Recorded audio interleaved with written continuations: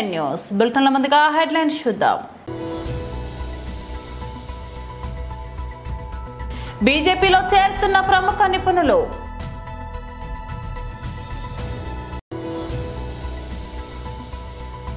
ఎన్నికల కమిషనర్ను కలిసిన అనంతరం మీడియాతో మాట్లాడుతున్న బీఆర్ఎస్ వర్కింగ్ ప్రెసిడెంట్ కేటీఆర్. 20 లక్షల ఉద్యోగాల కల్పన దిశగా కూటమి ప్రభుత్వం అడుగులు. టీడీపీ నేతలు మీడియాతో సమావేశం. తాడేపల్లిలోని వైఎస్ఆర్సీపీ కేంద్ర కార్యాలయంలో మాజీ MLA Malladi Vishnu press meet.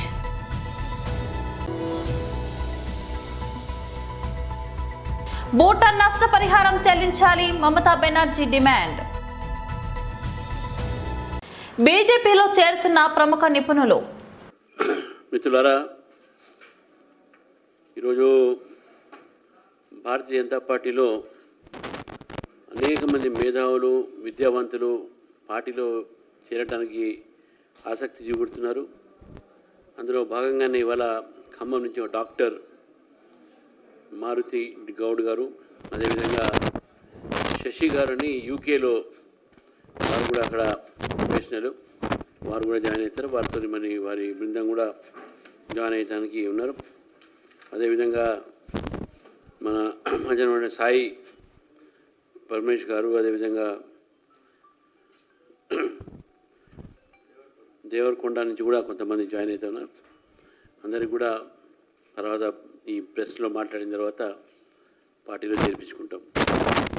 మిత్రులారా, ఈరోజు రాష్ట్రం అంతా కూడా లోకల్ బాడీ ఎలక్షన్స్ సుప్రీంకోర్టులో పోయే అవకాశం ఉంది కాబట్టి అందరికన్నా కూడా జూబ్లీ హిల్స్ మీద ఉన్నది. మరి ఇవాళ సాయంకాలం కానీ రేపటి వరకు కూడా మా అభ్యర్థి ప్రకటిస్తాం మేము. అది పార్లమెంటరీ బోర్డు కూడా పంపించి అక్కడి నుంచి ఆమోదం వచ్చిన తర్వాత అధికారిక పూర్తంగా ఇక్కడ దాన్ని అనౌన్స్మెంట్ చేయడం ఉంటుంది. అది ఏది ఉన్నప్పటికీ కూడా ఈరోజు జూబ్లీ హిల్స్లో ఇప్పుడు ఉన్నటువంటి ఒక పరిస్థితిలో కాంగ్రెస్ పోటీ చేస్తుందా, మజ్లిస్ పోటీ చేస్తుందా, లేకుంటే Majlis party candidate Congress symbol మీద పోటీ చేస్తుందా? ఎందుకంటే ఇప్పుడు ఉన్నటువంటి కాంగ్రెస్ క్యాండిడేట్ గతంలో ఎంఐఎం క్యాండిడేట్, ఇప్పుడు ఉన్నటువంటి కాంగ్రెస్ క్యాండిడేటు డైరెక్ట్గా టికెట్ వచ్చిన తర్వాత ఎంఐఎం అధినేత దగ్గర పోయి కాళ్ళకి దండం పెట్టి ఆశీర్వాదం తీసుకున్నాడు. సో ఇది స్పష్టంగా మనకు కనబడుతుంది, ఈయన MIM candidate Congress party symbol మీద పోటీ చేస్తున్నాడు. ఇంతకుముందు కూడా ఎంఐఎం క్యాండిడేటే, అప్పుడు ఎంఐఎం క్యాండిడేట్ పతంగ్ మీద పోటీ చేశాడు సింబల్ మీద. ఇప్పుడు కూడా ఎంఐఎం క్యాండిడేటే, ఇప్పుడు హస్తం చేస్తున్నారు. ఎందుకంటే హస్తంతోనే వాళ్ళు పతంగిలు ఎగిరేస్తారు కాబట్టి ఆ రకమైనటువంటి ఒక బంధం ఎంఐఎంకు కాంగ్రెస్ మధ్యన ఉన్నది. గతంలో ఇదే ఎంఐఎం కొన్ని రోజులు బీఆర్ఎస్ కూడా కాపురం చేసింది. వాళ్ళిద్దరు కలిసి ఉన్నారు. వాళ్ళ మద్దతుతోనే బీఆర్ఎస్ గెలిచింది సిటీలో కానీ అక్కడ కానీ కొన్ని సీట్లు. కాబట్టి ఈరోజు ఎంఐఎం వాళ్ళ స్థానం రెండో స్థానం వచ్చినప్పుడు కూడా పోటీ చేయకుండా వాళ్ళ క్యాండిడేట్ని కాంగ్రెస్ పార్టీ నుంచి నిలబెడుతున్నారంటే ఇది ఒక జూబ్లీ హిల్స్ ప్రజల మీద ఇది మోసపూర్వకమైన చర్చగా ఈరోజు భావిస్తా ఉన్నాం. ఎన్నికల కమిషన్ను కలిసిన అనంతరం మీడియాతో మాట్లాడుతున్న BRS working president KTR. Jubilee hills నియోజకవర్గానికి సంబంధించి మాగంటి గోపీనాథ్ గారి మరణం వల్ల, అకాల మరణం వల్ల ఖాళీ ఏర్పడ్డదో ఆ ఖాళీ భర్తీకి సంబంధించిన ఉప ఎన్నిక జూబ్లీ హిల్స్లో జరుగుతున్న విషయం మనందరికీ తెలిసిందే. జూన్ మొదటి వారంలో మాగంటి గోపీనాథ్ గారు మరణిస్తే మరి అప్పటి నుంచి ఇప్పటి వరకు రాష్ట్రంలో అధికారంలో ఉన్న కాంగ్రెస్ ప్రభుత్వం ఈ ఎన్నికల్లో సామ దాన భేద దండోపాయాలు ఎట్లా అన్నా చేసి ఈ ఎలక్షన్లో గెలవాలి అని చెప్పి చాలా రకాల ప్రయత్నాలు, చాలా రకాల కుట్రలు, కుతంత్రాలు కూడా చేస్తూ ఉన్న విషయం కూడా మీకు తెలుసు. ఒకవైపు మంత్రులు, అట్లాగే అధికార పార్టీ పెద్దలు రాష్ట్రంలో ఎక్కడా మరి అభివృద్ధికి డబ్బులు లేవని ఒకవైపు చెబుతూ, ఇక్కడ మాత్రం ఏదో చేస్తున్నట్టుగా కాగితాలు మాత్రం పంచుతూ, ఏదో జీవోలు ఇస్తూ ప్రలోభ పెట్టడానికి ఓటర్లని ఒకవైపు ప్రయత్నాలు చేస్తూ ఉన్నారు. వాళ్ళ పార్టీలోని ఎమ్మెల్యేలు స్వయంగా వరల్డ్ బ్యాంక్ అర్జీలు పెట్టుకుంటున్నారు. ఎల్లారెడ్డి ఎమ్మెల్యే గారు వరల్డ్ బ్యాంక్ అర్జీ పెట్టుకున్నాడు. మా ముఖ్యమంత్రి నాకు పైసలు ఇస్తలేడు మా నియోజకవర్గ అభివృద్ధికి, నేను ఇక వరల్డ్ బ్యాంక్ నుంచి పైసలు తెస్తా అని చెప్పి 100 కోట్ల కోసం ఎల్లారెడ్డి ఎమ్మెల్యే పెట్టుకున్నాడు. ఇంకొక ఎమ్మెల్యే మహబూబ్ నగర్ ఎమ్మెల్యే గారు ఒక దినపత్రికలో, తెలుగు దినపత్రికలో పెద్ద వ్యాసం రాసిండు, పట్టణాలకు పల్లెలకు అభివృద్ధికి పైసలు ఇస్తలేరు అని. వాస్తవ పరిస్థితులు అట్లా ఉంటే ఇక్కడ మాత్రం జూబ్లీ హిల్స్లో ఏదో పైసలు ఇస్తున్నట్టుగా ఒకవైపు ప్రలోభ పెట్టే ప్రయత్నం ఒకవైపు, ఆ తర్వాత రెండవది మరి భయపెట్టే ప్రయత్నం చేస్తూ ఉన్నారు ఓటర్లను. ఐడి కార్డులు, దొంగ ఐడి కార్డులు పంచుతూ మరి అక్కడ మొన్న కేసులు కూడా నమోదైన విషయం కూడా మీకు తెలుసు. ఈరోజు ఇంకొక పెద్ద కుట్రకు కాంగ్రెస్ పార్టీ తెరలేపింది. అందుకే సీఈఓ గారిని కలిసి కాంగ్రెస్ పార్టీ ఏదైతే ఈ బయట రాహుల్ గాంధీ గారు మాట్లాడుతున్నారు ఓట్ చోరీ అని, అక్కడేమో ఓట్ చోరీ జరుగుతోంది, కానీ ఇక్కడ చోరు ఓట్లతో గెలిచే ప్రయత్నం కాంగ్రెస్ చేస్తూ ఉంది. అక్కడ ఓట్ చోరీ, ఇక్కడ చోరు ఓట్లు అంటే దొంగ ఓట్లతో గెలిచే ప్రయత్నం కాంగ్రెస్ పార్టీ చేస్తూ ఉంది. ఆ విషయంలో ఆధారాలతో సహా ఇవాళ సీఈఓ గారికి సమర్పించి వారిని ఎంక్వైరీ చేయాలని చెప్పి మరి ఈ రిప్రజెంటేషన్ అంతా కూడా మా పార్టీ డెలిగేషన్ అందరం కలిసి వారికి ఇవ్వడం జరిగింది. ఈ కాపీ కూడా మీకు అందజేస్తాం. ఇందులో ప్రధానంగా మేము చెప్పేది ఏమి అంటే ఇవాళ 3-4 రకాల దొంగ ఓట్లను కాంగ్రెస్ పార్టీ ఇక్కడ జూబ్లీ హిల్స్ ఓటర్ లిస్టులో చేర్పించే ప్రయత్నం బలంగా చేసింది. 20 లక్షల ఉద్యోగాల కల్పన దిశగా కూటమి ప్రభుత్వం అడుగులు. టీడీపీ నేతలు మీడియా సమావేశం. అందరికీ నమస్కారం. మొన్న అమరావతిలో క్వాంటమ్ వ్యాలీ, నేడు 16 నెలల్లోపే విశాఖలో అద్భుతంగా గూగుల్ టెక్. విద్యాశాఖ మంత్రి శ్రీ నారా లోకేష్ గారు తీసుకున్న అత్యద్భుతమైన సంస్కరణలో భాగంగా ఇది ఒక మైల్ స్టోన్. లోకేష్ బాబు గారి స్టాన్ఫర్డ్ ఎడ్యుకేషన్, ఆయన తల్లిదండ్రులు ఆయన పెంచిన విధానం ఈరోజు రాష్ట్రానికి, రాష్ట్ర ప్రజలకి ఎంతో మేలు చేసిందని తెలియజేస్తున్నా. ముఖ్యమంత్రి చంద్రబాబు గారికి అభినందనలు తెలియజేస్తున్నా. యువత యొక్క భావితరాల భవిష్యత్తు, రేపటి పౌరులు వీరందరినీ తీర్చిదిద్దటానికి వారి యొక్క కెరియర్స్లో, వారి ఆలోచనలు ఒక యాంబిషియస్గా ఉండటానికి ఖచ్చితంగా ఈ ఐటీ విప్లవం, గూగుల్ టెక్ లాంటి సంస్థలు దోహదపడతాయి. లోకేష్ బాబు గారి యొక్క విజ్ఞానం, పరిజ్ఞానం ఈరోజు ఆంధ్రప్రదేశ్కి గర్వకారణంగా నిలబడింది. యువత అందరూ కూడా ఉత్సాహంతో, ఆనందంతో, సంతోషంతో ఉన్నారు. లోకేష్ బాబు గారికి యువత అందరి తరఫున ధన్యవాదాలు తెలియజేస్తున్నాను. రేపు జరగబోయే ఎంఓయు ఢిల్లీలో ముఖ్యమంత్రి నారా చంద్రబాబు నాయుడు గారు, అదేవిధంగా ఐటీ మినిస్టర్ లోకేష్ బాబు గారు, వీరందరూ కూడా రేపు గూగుల్ టెక్ ద్వారా చేసుకునే ఒప్పందం 55,000 కోట్ల పెట్టుబడి, దాదాపుగా సౌత్ ఏషియాలోనే బిగ్గెస్ట్ డేటా సెంటర్గా విశాఖపట్నంలో మొదలు కాబోతుంది. అద్భుతంగా గూగుల్ టెక్ ఈ రకంగా ఇలాంటి సంస్థలు తీసుకొస్తున్నాం. ఎసెన్షియర్, అదేవిధంగా టీసీఎస్ ఇలాంటి సంస్థలు ఈ 16 నెలల్లోనే శ్రీకారం చుట్టాయి. గూగుల్ టెక్ కూడా వస్తుందని చెప్పి మనం మాట్లాడుతుంటే ప్రతిపక్ష నేత దురదృష్టం. ఇక్కడున్న ప్రతిపక్ష నేత గూగుల్ టెక్ ఎందుకు, గోళీలు ఆడుకుంటే సరిపోద్ది కదా, పానీపూరి తీసుకొచ్చాం, బండిలు తీసుకొచ్చాం, అదేవిధంగా ఫిష్ మార్ట్లు తీసుకొచ్చాం, ఇవి కదా పరిశ్రమలంటే, ఎందుకు ఈ గూగుల్ టెక్లు, ఎందుకు ఈ టీసీఎస్లు, ఎందుకు ఈ సంస్థలని మాట్లాడుతున్నారు. చూసారా, లోకేష్ బాబు గారి యొక్క పెంపకం, ఆయన స్టాన్ఫర్డ్ ఎడ్యుకేషన్ ఒకవైపు, ఏం చదువుకున్నాడో, ఎంతవరకు చదువుకున్నాడో, ఎంతవరకు పరిజ్ఞానమో జగన్ రెడ్డి యొక్క ఎడ్యుకేషన్ ఒకవైపు. తాడపల్లిలోని వైఎస్ఆర్సీపీ కేంద్ర కార్యాలయంలో మాజీ MLA Malladi Vishnu press meet. ఈరోజు అట్టహాసంగా ప్రారంభించినట్టు సిఆర్డిఏ భవనం తాలూకా ఫ్యూచర్స్ అన్నమాట. దేశంలోనే ఎక్కడా లేని విధంగా రియల్ ఎస్టేట్ అమరావతి పేరుతో పూర్తిగా real estate business Chandrababu Naidu గారు చేస్తున్నారు అనే దానికి ఇదే ఒక పెద్ద ఉదాహరణ అని చెప్పి సిఆర్డీఏ భవనం అమరావతిలో తొలిగా ప్రారంభిస్తూ ఉన్నారు. పురపాలక శాఖ, పట్టణాభివృద్ధి శాఖ అన్నీ కలిసి అక్కడ పనిచేస్తున్నాయని చెప్పారు. తొలి భవనం కాబట్టి అది తక్కువ వ్యయంతో చేస్తే బాగుండదని అనుకున్నారేమో.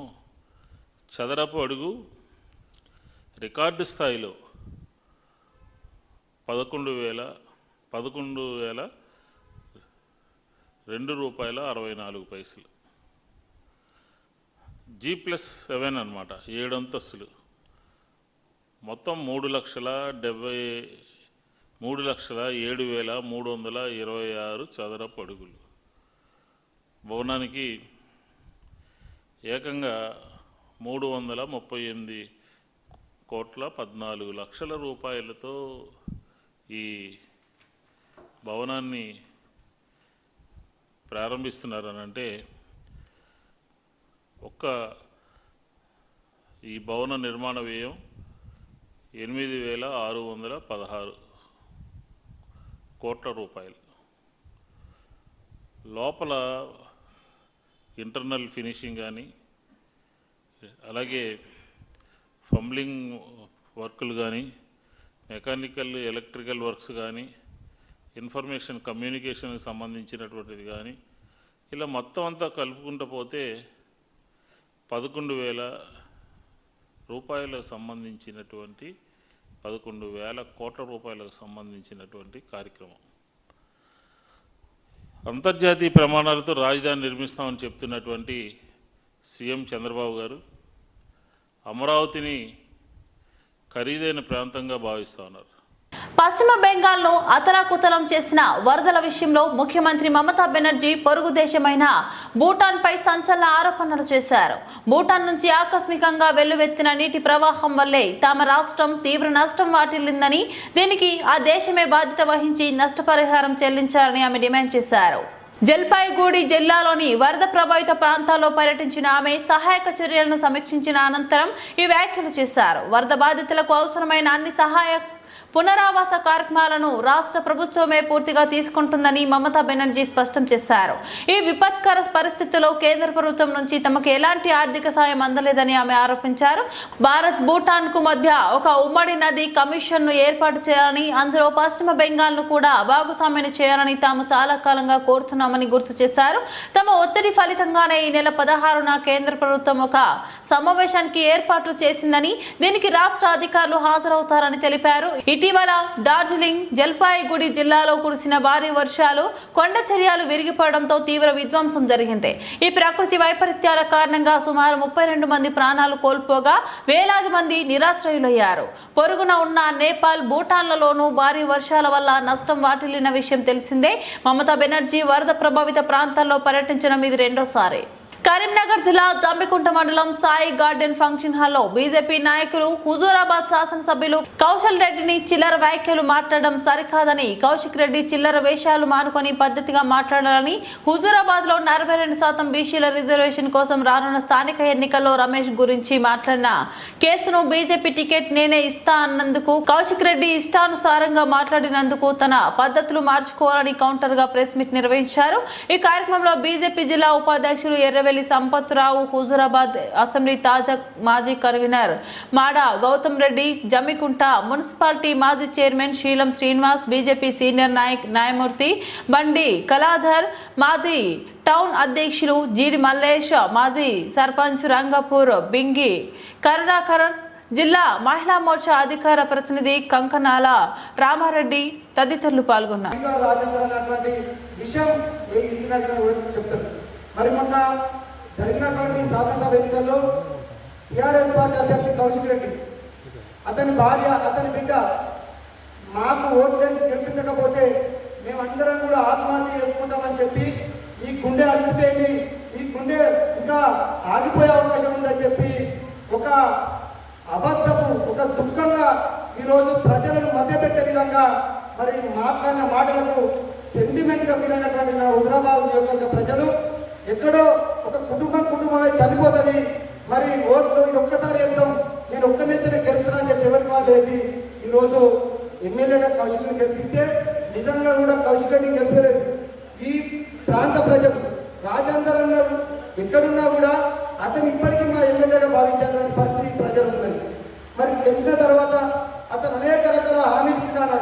వేల కోట్ల రూపాయలతోని నేను హుజరాబాద్ రైల్వే కోడూరు మాజీ ముఖ్యమంత్రి వైఎస్ఆర్సీపీ అధినేత వైఎస్ జగన్మోహన్ రెడ్డి గారి ఆదేశాల మేరకు ఈ రోజు ఉదయం కోడూరులోని ఏకసైజ్ కార్యాలయం ఎదురుగా రాష్ట్ర వ్యాప్తంగా కుటీర పరిశ్రమలుగా నారావారిపల్లికి మద్యంతో ప్రజలు ప్రాణాలు తీస్తున్న చంద్రబాబు ప్రభుత్వానికి వ్యతిరేకంగా నిరసన కార్యక్రమం చేపట్టి నినాదాలు చేస్తూ ఉండగా పుల్లంపేట మండలంలో కల్తీ మద్యం తాగి వారం రోజులుగా ఆసుపత్రిలో చూపించుకొని సుమారు 7 లక్షల రూపాయలు ఖర్చు పెట్టినా కూడా నారావారి కల్తీ మద్యానికి బలి అయ్యి చనిపోయిన వ్యక్తి లైవ్ లో ఫోటోలు వీడియోలు చూపించిన పుల్లంపేట ఎంపీపీ ముద్దా బాబుల్ రెడ్డి మరియు మాజీ శాసనసభ్యులు కోరుముట్ల శ్రీనివాసు అనంతరం ఏకసైజ్ సిఐ గారికి వినతి పత్రం అందజేసిన అనంతపురం పత్రికా విలేకరులతో మాట్లాడుతూ రాష్ట్రంలో నకిలీ మద్యాన్ని అరికట్టి ప్రజల ప్రాణాలు కాపాడాలి, నకిలీ మద్యం దందాపై సిబిఐతో దర్యాప్తు జరిగేలా చూడాలని, రాష్ట్రంలో ఇటీవల బట్టబయలైన నకిలీ మద్యం తయారీ సరఫరా చూస్తే చాలా ఆందోళన కలుగుతుంది. యథేచ్ఛగా సాగుతున్న ఈ దందా మూలాలు రాష్ట్రంలో పలు చోట్ల కనిపిస్తున్నాయి. కేవలం స్పిరిట్ రసాయనాలతో తయారు చేసిన నకిలీ మద్యాన్ని పాపులర్ బ్రాండ్లుగా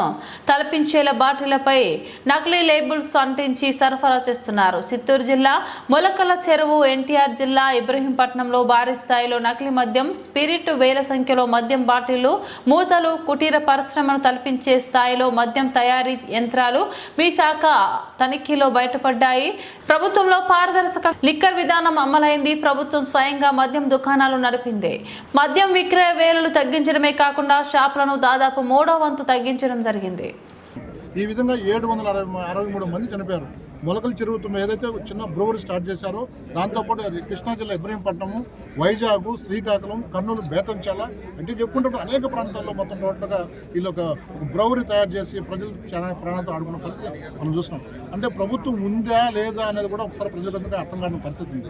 ఈరోజు చంద్రబాబు నాయుడు గారు నేను మొత్తం టోటల్గా బెల్ట్ షాపులు తీస్తా, బెల్ట్ ఊడతీస్తా అని చెప్పేసి దుంపిడ ఒక ఉపన్యాసాలు పనికిరావు.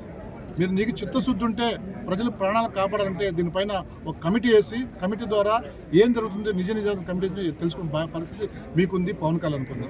దాంతోపాటు ఈరోజు దాదాపు తెలుగు తమ్ముళ్ళు ఈ 14-15 నెలల్లో దాదాపు 5,600 కోట్ల రూపాయలు ఈ నకిలీ మద్యంతోనే మొత్తం సంపాదించిన పరిస్థితి మనం చూసాం. ఒకటేమో దాదాపు 700 మంది చనిపోవడము, 6,000 కోట్ల రూపాయలు కేవలం తెలుగు తమిళ నకిలీ మద్యం తయారు చేయడం సంపాదించారంటే ఒకసారి అర్థం చేసుకోండి. దాంతోపాటు చాలామంది కూడా ఈరోజు జబ్బును మంచాన పడిపోయి మందు దాగి చనిపోయే పరిస్థితి మనం చూస్తున్నాం. వెంటనే మా వైఎస్ఆర్సీపీ డిమాండ్ ఏంటంటే దీనిపైన ఎక్కడైతే ఉన్నాయో విరివిరిగా ఉన్నాయో ఈ యొక్క ఎక్సైజ్ డిపార్ట్మెంట్ ఆధ్వర్యంలో తెలంగాణ ఉద్యమకారుల జేఏసీ ఆధ్వర్యంలో త్వరలో జరగబోయే జూబ్లీహిల్స్ ఉప ఎన్నికల్లో ఉద్యమకారుల జేఏసీ తరపున ఒక అభ్యర్థిని పోటీలో నిలుపుతున్నట్లు తెలంగాణ రాష్ట్ర ఉద్యమకారుల జేఏసీ రాష్ట్ర అధ్యక్షుడు తుమ్మల ప్రఫుల్ రామ్ రెడ్డి తెలిపారు. తెలంగాణ రాష్ట్ర శాసన కోసం ఉద్యమించిన ఉద్యమకారులను పట్టించుకోకుండా నిర్లక్ష్యంగా వ్యవహరించిన రాష్ట్ర ప్రభుత్వం మిగతా రాజకీయ పార్టీలకు బుద్ధి చెప్పేందుకు హైదరాబాద్ సుందరయ్య విజ్ఞాన కేంద్రంలో ఉద్యమకారుల జేఏసీ పక్షాన రౌండ్ టేబుల్ సమావేశంలో తీర్మానించినట్లు ఆయన తెలిపారు. ఉద్యమకారుల జేఏసీ పక్షాన ఎవరు అభ్యర్థిగా పోటీ చేసిన అభ్యర్థికి ఉద్యమకారులు అందరూ ఏకతాటిపైకి వచ్చి తమ మద్దతు ఇవ్వాలని నిర్ణయించినట్లు ఆయన తెలిపారు. విజ్ఞాన కేంద్రంలో జరిగిన రౌండ్ టేబుల్ సమావేశంలో ఉద్యమకారుల జేఏసీ నేతలతో పాటు ఉద్యమకారులు, ప్రజా సంఘాలు, అన్ని రాజకీయ పార్టీలకు చెందిన నాయకులు హాజరయ్యారని ఆయన తెలిపారు.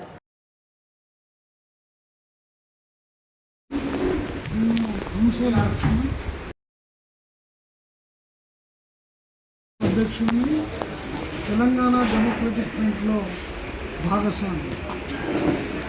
ఈరోజు ప్రజా సమస్యలు మరియు జూబ్లీ హిల్స్ ఉప ఎన్నికలపైన ఈ రౌండ్ టేబుల్ సమావేశము రామరెడ్డి గారి అధ్యక్షన మరియు సుద్దాల వెంకటస్వామి అధ్యక్షన జరుగుతూ ఉంది. దీనికి అనేక పొలిటికల్ పార్టీస్ ఉన్నాయి, ప్రజా సంఘాలు ఉన్నాయి. ముఖ్యంగా ఉద్యమకారుల పోరాట సమితి కూడా ఇందులో భాగస్వామి అయింది. దానికి తెలంగాణ డెమోక్రటిక్ ఫ్రంట్ కూడా వాళ్ళని స్వాగతిస్తూ ఉంది. ముఖ్యంగా ప్రజల సమస్యలపైన ఏదైతే కాంగ్రెస్ ప్రభుత్వము హామీలు ఇచ్చిందో ఆ హామీలని నెరవేర్చడం లేదనేది నగ్న సత్యం. ఉద్యమకారులకు ఏదైతే చోటు ఇవ్వాలనో వారికి అధ్యయాలనో అది చేయడం లేదు. ఈరోజు ఉద్యమకారుల తరఫున జూబ్లీ హిల్స్ ఎన్నికల్లో 100 మంది పోటీ చేస్తామని వాళ్ళు ఆల్రెడీ స్టేట్మెంట్ ఇవ్వడం జరిగింది. అందులో తెలంగాణ డెమోక్రటిక్ ఫ్రంట్ కూడా భాగస్వామి అవుతుంది. తప్పకుండా బహుజన్ ముక్తి పార్టీ మరి ఇలా కమ్యూనిస్ట్ పార్టీ తెలంగాణ ఉన్నారు. ముఖ్యంగా మేము తప్పకుండా ఆ ఎన్నికల్లో ఉప ఎన్నికల్లో పోటీ చేస్తాం. బహుజన్ ముక్తి పార్టీ కూడా చేస్తుంది. కాబట్టి ఇంకో సమావేశం ఏర్పాటు చేసుకొని అందులో ఎవరు పోటీ చేయాలి ఎవరు చేయకూడదు అనేది కూడా నిర్ణయించే కార్యక్రమం ఉన్నది. అందుకనే మేము కోరేది ఏంటంటే జూబ్లీ హిల్స్ ఎన్నికల్లో ఓట్లు పంచే స్థితిలో బీజేపీ కానీ కాంగ్రెస్ కానీ బీఆర్ఎస్ కానీ ఉన్నాయి. ఓట్లని కొనే సత్తా వాళ్ళ దగ్గర ఉండొచ్చు. బులెటిన్ ముగించే ముందు మరోసారి హెడ్లైన్స్ చూద్దాం. బీజేపీలో చేరుతున్న ప్రముఖ నిపుణులు.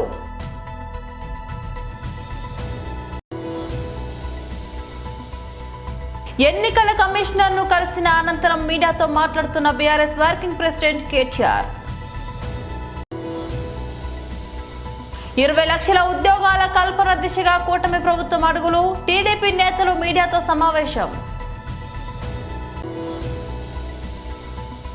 తాడేపల్లిలోని వైఎస్ఆర్సీపీ కేంద్ర కార్యాలయంలో మాజీ MLA Malladi Vishnu press meet.